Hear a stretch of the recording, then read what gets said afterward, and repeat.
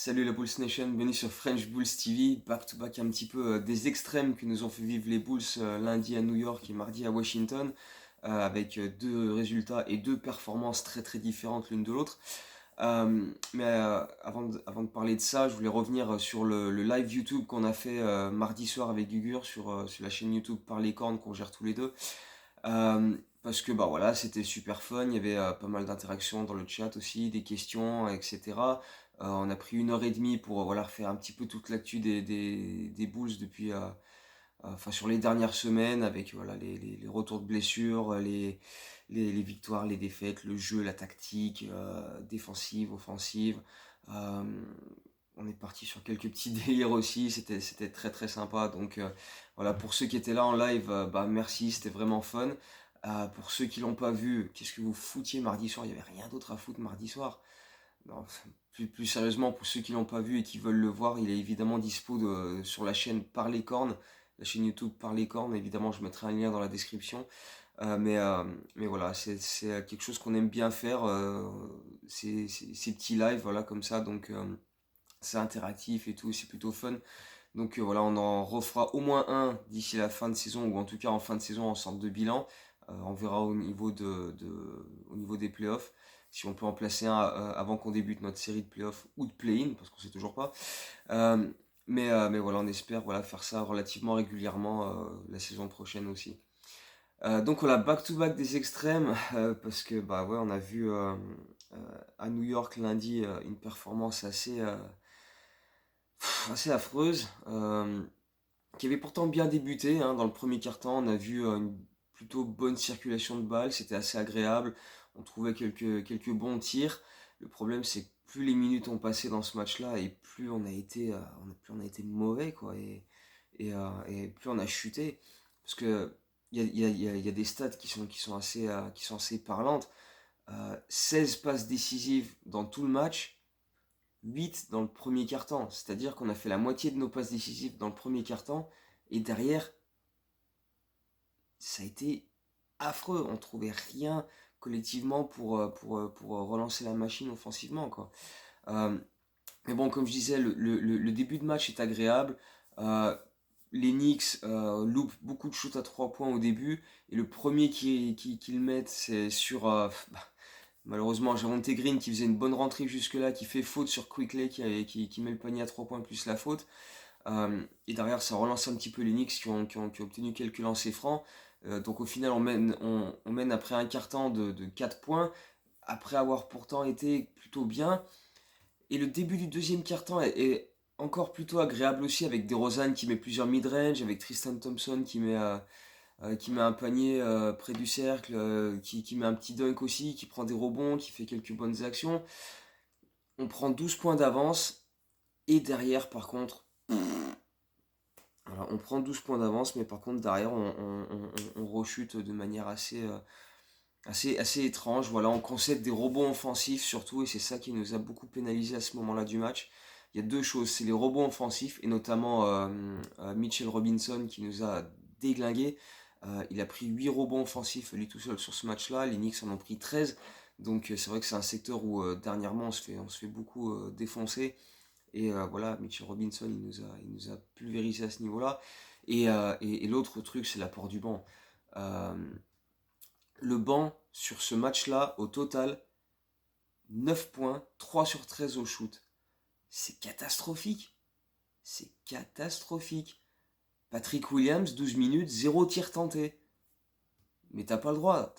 Tu n'as pas le droit. Tu ne peux pas espérer grand-chose, même si c'est l'Enix en face. Quand ton banc est aussi peu productif, quoi. Voilà, Thompson, Green ont fait deux trois trucs en défense par-ci par-là, c'était pas mal. Mais sur l'ensemble, voilà, quand ton banc à 4 joueurs t'apporte 9 points, c'est dégueulasse. Tu peux pas te permettre ça. On peut pas se permettre cette marge d'erreur là. Euh, et en plus, voilà, quand tu fais autant d'erreurs, tu vois le début du troisième quart-temps, faute offensive sifflée, shoot beaucoup trop court de Caruso et de Vucevic. Derrière, Mitchell Robinson, il met encore deux claquettes. Et à ce moment-là, les Knicks prennent vraiment le momentum et derrière, bah, on va s'écrouler tout simplement avec avec une attaque où il n'y a absolument aucun flow, c'est pas fluide du tout. On précipite nos shoots, on les force même. Zach LaVine a beaucoup forcé sur ce match-là. Kobe White également. Euh, Ça a été vraiment, vraiment, vraiment laborieux. Vucevic a fait son match, mais voilà, plus les minutes passaient et plus il disparaissait, un peu à l'image de l'équipe. DeRozan a essayé de nous relancer dans le quatrième quart-temps, comme il fait souvent, avec pas mal de paniers clutch. Enfin, clutch en tout cas pour essayer de nous relancer, des paniers importants. Mais, mais au final, voilà, on a été beaucoup trop brouillon. On n'a jamais réussi voilà, à créer quelque chose offensivement où la balle circulait, où il y avait des cuts, du mouvement. Ça a vite, vite disparu dans ce match-là. Et derrière, on laisse des shoots ouverts voilà, avec des robots offensifs. Alex Burke qui met un 3 points dans le corner. Et derrière, voilà, c'est c'est trop court ce qu'on a fait. C'était beaucoup, beaucoup trop insuffisant pour espérer l'emporter sur ce match-là. Et c'est vraiment dommage parce que voilà, tu gagnes à Cleveland 2 jours avant, tu prends le tiebreaker sur ce match-là, tu te dis c'est une belle victoire à l'extérieur, dans le pool tiebreaker, pool classement, maintenant il faut enchaîner. Et non, tu n'arrives toujours pas à. Toi, tu te crées un minimum de momentum en gagnant à Cleveland, et derrière, tu n'arrives pas à le capitaliser, tu vois, à le bonifier, parce que tu vas aller perdre chez les Knicks avec une prestation dégueulasse, quoi. Et c'est vraiment, vraiment, vraiment dommage, parce que, bah voilà, encore une fois, tu avais une belle occasion d'enchaîner, sachant que le calendrier sera plus compliqué sur la suite, et t'en profites pas, quoi. On a vraiment affiché beaucoup de limites sur ce match-là, et c'était vraiment, vraiment beaucoup de tristesse et d'énervement après ce match-là où tu te dis pff, vivement que ça s'arrête parce que là, en jouant comme ça, là, on y va tout droit, quoi. Et puis le lendemain, tu vas à Washington, et là, par contre, sans être extrêmement génial, la prestation d'ensemble était quand même beaucoup plus aboutie. Collectivement, offensivement et défensivement, on a vu de bien, bien, bien meilleures choses dès l'entame de match. Balavucevic, Balavucevic, Balavucevic. En face, il manquait du monde. Bradley Beal ne devrait pas revenir de la saison. Kyle Kuzma était absent sur ce match-là. Il n'y a que Porzingis vraiment à l'intérieur, même en termes de rotation. Et Gafford un petit peu, mais voilà, il joue quand même très très peu. Tu as l'impression qu'il y ait 4 intérieurs morts pour que Gafford ait des minutes à Washington. C'est un peu bizarre, mais enfin bref, c'est leur problème. Euh, donc du coup, Balavucevic, Washington était un petit peu contraint et forcé de jouer un peu small, mais on a su exploiter ça avec voilà, Vucevic qui met 15 points dans le premier quart-temps, 7 sur 11 ou 7 sur 12 au shoot, je sais plus.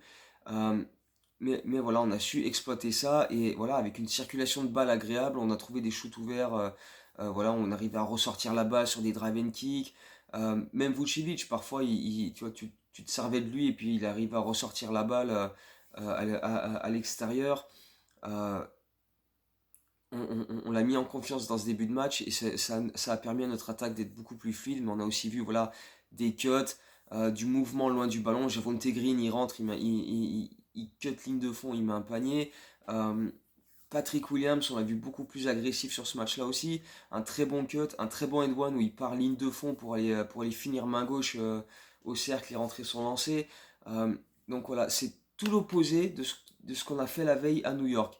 Il y avait zéro apport du banc contre les Knicks, et il n'y avait pas de circulation de balles, et c'était trop stérile, trop individuel. Et là, contre les Wizards, beaucoup plus de circulation de balles, beaucoup plus de collectif, et le banc qui a apporté des trucs. Kobe White a été agressif, même si c'était pas toujours très, comment dire, au niveau de l'adresse, c'était pas, voilà, top, mais il attaquait le cercle, il a mis un 3 points, il a été agressif, et au final, bah voilà, vaut mieux ça que le type qui shoot pas du tout, quoi. On a vu trop de matchs ces derniers temps où on avait des joueurs qui refusaient des shoots ouverts, qui hésitaient, les Javonte Green, les Derrick Jones Jr., des Kobe White et Patrick Williams contre les Knicks. Encore une fois, 12 minutes, 0 tir tenté, c'est ridicule. Et là, sur ce match-là, beaucoup moins d'hésitation, beaucoup plus de confiance quand ces gars-là partaient balle en main. Il y avait des drives, il y avait des cuts, et donc ça nous a permis de prendre l'ascendant sur ce match-là. Euh, qu'on a été capable de maintenir un petit peu tout le long. Washington a évidemment réagi et repassé un petit peu devant. encore une fois, notre début de troisième quart-temps est dégueulasse. On a vraiment du mal quand on revient au troisième quart-temps. On est endormi, on se prend des runs. Washington repasse devant. Euh, mais on a assez vite réagi. Euh, voilà, encore une fois, prestation d'ensemble plutôt bonne, même si voilà, il y a toujours des moments où on chute un petit peu. La fin du deuxième quart, le début du troisième. Euh, mais voilà, on s'est bien repris. Derrière on a assez vite retrouvé du rythme offensif avec voilà, des cuts, des passes, du mouvement à l'opposé. Zach Lavine qui a rentré quelques bons shoots, des Mar DeRozan aussi. Ça nous a permis de repasser devant pour terminer le troisième quart-temps avec un petit peu de momentum, même si Washington était à l'affût parce que je crois qu'il y avait que 2 ou 3 points au début du quatrième quart-temps. Et puis derrière, des Rosanne, quoi. Des Rosanne, des marvelous des Rosanne, encore une fois, qui a pris les choses en main et qui les a bien prises en main parce que voilà, il a enchaîné les attaques du cercle pour provoquer des lancers, des mid-range, en spin move. Enfin voilà, il a du DeRozan dans le texte où il a rentré des shoots absolument fabuleux. Euh, Derrière, ça a permis un peu à tout le monde de reprendre confiance. Il y a eu un bon 3 points d'Ayodo Sunbu aussi dans le quatrième quart-temps. Euh, Vucevic, par contre, plus du tout, hein. 15 points en premier quart-temps, 20 points à la mi-temps, 27 points après 3 quarts-temps. Derrière, il n'a pas tenté un shoot dans le quatrième quart. Bon, il y a un petit peu les défenses qui sont adaptées, qui l'ont un peu plus bloqué, fait des prises à deux qui touchaient la balle près du cercle. Euh, mais enfin voilà, zéro shoot dans le quatrième quart-temps, tu te dis, bon, c'est quand même un peu étrange de totalement arrêter de le servir alors qu'il a été extrêmement efficace sur ce match-là avant ça, quoi. Donc ouais, comme je disais, 27 points, voilà. Euh, dans l'ensemble, on a vu vraiment de belles choses sur ce match-là. On a bien assuré sur la fin de match. DeRozan a rentré des paniers clutch. Zach Lavine a mis 2 daggers à 3 points qui ont définitivement écarté les Wizards. Au final, on s'impose de 13 points, 107-94, une belle victoire à l'extérieur. C'était quand même assez rare dernièrement de gagner à l'extérieur. Donc voilà, là, on l'a fait à Cleveland et à Washington dans des matchs importants. Au final, donc, on termine un road trip à l'extérieur de 5 matchs où on fait 2-3, ce qui est correct. Mais enfin, voilà, je pense qu'on aurait pu aller chercher le match à New York aussi. Ça aurait été quand même beaucoup plus cool. Maintenant, bon ben, c'est fait, c'est comme ça. On doit faire avec. Et maintenant, les 6 matchs qui restent, il faut aller les chercher pour s'offrir le meilleur classement possible. Sachant que là, on est à 44-32. Que les Raptors également sont à 44-32 puisqu'ils ont gagné cette nuit face à Minnesota alors qu'ils avaient pris 17 points de retard dès le premier quart-temps et après bah, c'est eux qui ont pulvérisé les Wolves et je crois qu'ils ont gagné au final de pratiquement 20 points. Euh, Pendant ce temps-là, Cleveland a perdu à à domicile contre Dallas et du coup ils se retrouvent à 2 victoires derrière à la 7ème place, donc ça nous donne un petit peu d'air au niveau du play-in. Maintenant, on est 5ème parce qu'on a le tiebreaker sur Toronto, mais Toronto est sur 4 victoires consécutives, a gagné 8 de ses 10 derniers matchs et sur une bien meilleure dynamique que la nôtre, avec 6 matchs encore restants pour toutes ces équipes-là. Donc là, on rentre vraiment la dernière ligne droite et il va falloir assurer. Et le fait d'avoir nos 5 prochains matchs à domicile, c'est quand même intéressant, même si c'est évidemment du très lourd, hein, ne serait-ce que ce soir contre les Clippers, avec Paul George qui est revenu au dernier match pour eux avec une longue blessure. Il a mis 34 points pour le match de son retour contre Utah, je crois que c'était mardi. Et donc voilà, son deuxième match c'est ce soir face à nous. C'est souvent un petit peu bon, je dis ça pour essayer de nous rassurer un petit peu aussi, mais c'est vrai que tu vois souvent des joueurs qui reviennent de blessure, leur premier match est bien et leur deuxième est parfois un petit peu moins bien. T'as le contre-coup, tu sais, t'as l'euphorie du premier match où tu reviens, et puis le deuxième, tu es déjà un petit peu plus dans la routine et t'as la fatigue du premier match, et tout de suite c'est un petit peu plus compliqué. Klay Thompson a été un petit peu comme ça, donc voilà, on va espérer que Paul George soit relativement discret ce soir et qu'on soit capable de battre cette équipe des Clippers au United Center. Derrière, tu as Miami samedi. Après, tu as dimanche, lundi où tu joues pas. Tu as mardi, mercredi, back-to-back avec Milwaukee et Boston. Compliqué. Derrière, Le jeudi, tu joues pas. Vendredi, tu reçois Charlotte pour ton dernier match à domicile de la saison régulière. Et le dimanche, tu vas à Minnesota. Donc programme encore bien chargé. C'est bien d'avoir deux victoires d'avance sur Cleveland pour le play-in et d'avoir le tie-breaker sur ces deux équipes-là, Cleveland et Toronto. Toronto va être notre principale menace pour la cinquième place, hein. Pour l'instant, on a le tie-breaker, on a le même bilan. Donc voilà, ça va jouer sur les 6 matchs qui restent. Et eux aussi, ils ont un calendrier qui est quand même pas simple, même s'ils ont pas mal de matchs à domicile aussi. Donc ça va être à suivre. Ça va être à suivre. Mais voilà, pour l'instant, on va s'occuper de nous. C'est déjà assez compliqué comme ça. Je voulais quand même mettre un petit clin d'œil à Demar DeRozan parce que voilà, dans ce match contre. Euh, putain, j'ai oublié. Contre Washington, à Washington, dans le quatrième carton où il a pris les choses en main, il a enchaîné les paniers, où il a fini à, je sais même plus, 36, 37 points, je crois. Son 26e match à plus de 30 points cette saison. Euh, il a il a dépassé John Stockton pour devenir le 50e meilleur scoreur de l'histoire de la ligue. Pour rappel, il a débuté la saison, je crois qu'il était 86e meilleur scoreur de la ligue. Et il a pris plus de 30 places dans la saison régulière tellement il a cartonné, quoi.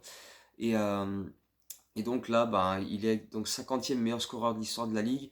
Et en début de saison prochaine, là ce sera trop tard sur les matchs qui restent, il va atteindre les 20 000 points et il sera voilà, le 50e joueur de l'histoire de la NBA à atteindre 20 000 points. Donc c'est quand même une sacrée performance.